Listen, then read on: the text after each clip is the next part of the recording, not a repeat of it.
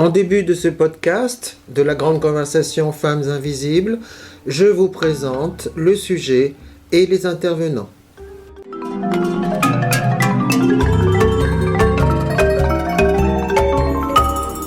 Bonjour à tous, merci d'être venus à cette grande conversation de la saison 23-24. Je suis Isabelle Royer, pour ceux qui ne me connaissent pas. Je suis la présidente de l'association Maison de la Culture du Havre qui organise régulièrement depuis 2013 des grandes conversations, sachant que pour nous, l'art est comme l'air qu'on respire. Donc j'imagine que beaucoup d'entre vous sont d'accord avec ça.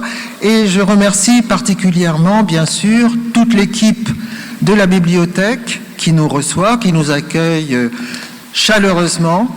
Je remercie aussi nos invités qui ont accepté de participer à cette grande conversation, c'est-à-dire, vous voyez sur scène, Karine Chichereau et Ludivine Gaillard. Et je vous précise aussi que je remercie évidemment notre équipe, bien sûr, et puis tous ceux qui ont voulu œuvrer et nous aider à cette préparation. Alors, je ne vais pas présenter très précisément les biographies, les carrières, les publications de nos invités parce que nous avons pensé en amont à organiser des entretiens qui sont diffusés dans Viva Culture sur Westrack Radio et vous pouvez écouter un entretien avec chacun de nos invités en podcast sur Westrack Radio. Et si vous êtes comme moi, vous serez aussi tout à fait passionné par ce que chacune m'a raconté. Donc, je ne vais pas m'attarder là-dessus. En revanche, je vais vous faire remarquer deux faits qui ont généré cette conversation. Le premier, c'est effectivement que nous sommes dans une civilisation d'images. Ça, tout le monde, je crois, est d'accord. Il y a des images partout, pas seulement sur les écrans, mais dans les rues, dans les villes, partout. Et bien sûr aussi l'événement MeToo. Et moi, je crois que cet événement, ça a créé une déflagration terrible. C'est une révolution magnifique, on va dire. Terrible parce qu'elle révèle. Mais en quoi elle m'a paru très importante, c'est qu'elle rend visible des choses qui sont en général cachées, tabous, secrètes. Ça se passe dans des chambres, dans des hôtels, enfin bref, vous connaissez la question, je ne vais pas m'appesantir là-dessus, mais les femmes se sont rendues visibles, elles se sont dressées et ont dit « ça suffit ». Et ça nous a beaucoup intéressés et on s'est dit « mais dans l'art, dans la culture, qu'en est-il ? Qu'en est-il » Alors, je remercie bien sûr Catherine Desormières et Catherine Emery. Où êtes-vous, mesdames? Montrez-vous un petit peu. Rendez-vous visibles. Merci, qui m'ont aidé à préparer.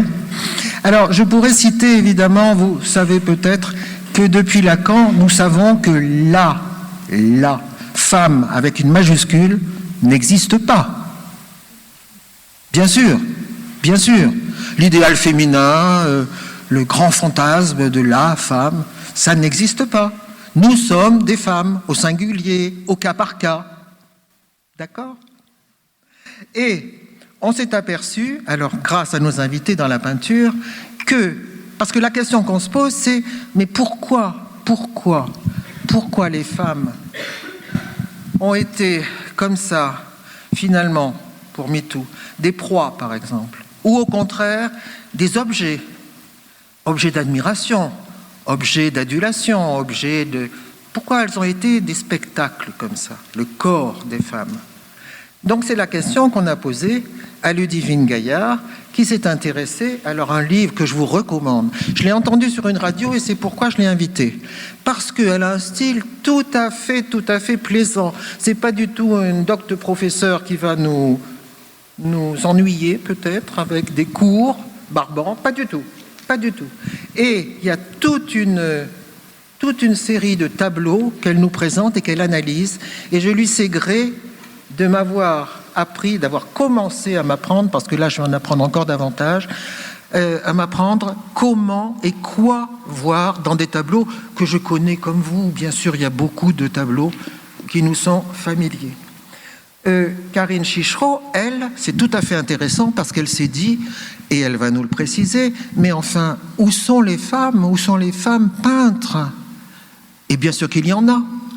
Hier soir, nous avons vu le joli film de Céline Sciamma, Portrait de la jeune fille en feu, où nous voyons une jeune femme peintre au XVIIIe siècle.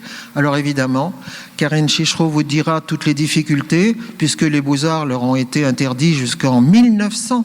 Vous vous rendez compte? Tous les siècles qui ont passé comme ça.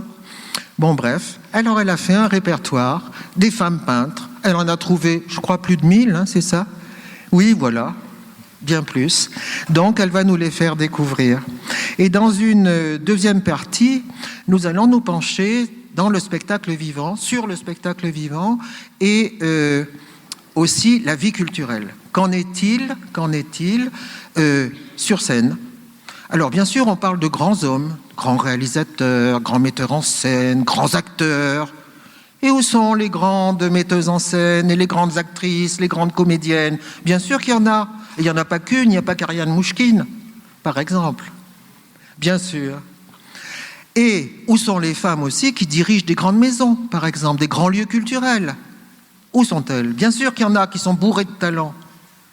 Alors c'est Camille Barneau que nous avons invitée, qui vient, et on a beaucoup de chance, à la tête du Volcan, et qui nous parlera un petit peu de ce parcours, cette situation, ce trajet. Et enfin, Anne-Sophie Pochet, qui est metteuse en scène et cofondatrice d'une association qui s'appelle Hommes, Femmes, Égalité Normandie, viendra et surtout, elle nous donnera des chiffres. Parce que combien de fois j'ai entendu, mais sans méchanceté, dire « Oh, quand même, c'est pas si grave, les femmes, il n'y a pas mort d'homme, quand même, ça va mieux, non, depuis le temps. » Eh bien oui, mais moi je veux le savoir précisément, scientifiquement, je veux des chiffres. Et j'imagine vous aussi. Bon, et enfin, nous avons un homme parmi nous. Alors, c'est pas le plus macho, vous vous en rendez compte, anticipons tout de suite, au contraire. C'est quelqu'un qui se plaint et qui dit, enfin il se plaint virilement, il se plaint que le patriarcat, la société lui impose aussi des contraintes qui sont insupportables. Tous les hommes n'ont pas envie d'être comme Terminator ou Hulk, le masculinisme, le virilisme, tout ça. Il y a des hommes qui n'ont pas du tout envie d'être comme ça. Et pourtant, les modèles proposés dans beaucoup de films seraient comme ça. Donc, en plus, Benoît Labourdette, non seulement va témoigner après Camille Barneau de son parcours, en plus, il va nous faire participer. Alors, il y a un petit jeu qu'il nous fera faire après les questions au public à nos deux invités. Et à la fin, après Camille, il témoignera de son parcours. Voilà. Bon, ben écoutez, bonne soirée. Et puis, à vous. On va commencer. À vous, où il est François. Et j'invite, voilà, vous êtes là-bas, j'invite une classe du lycée Jeanne d'Arc à venir jouer quelques scènes représentant l'inégalité homme-femme. On vous attend. Merci beaucoup.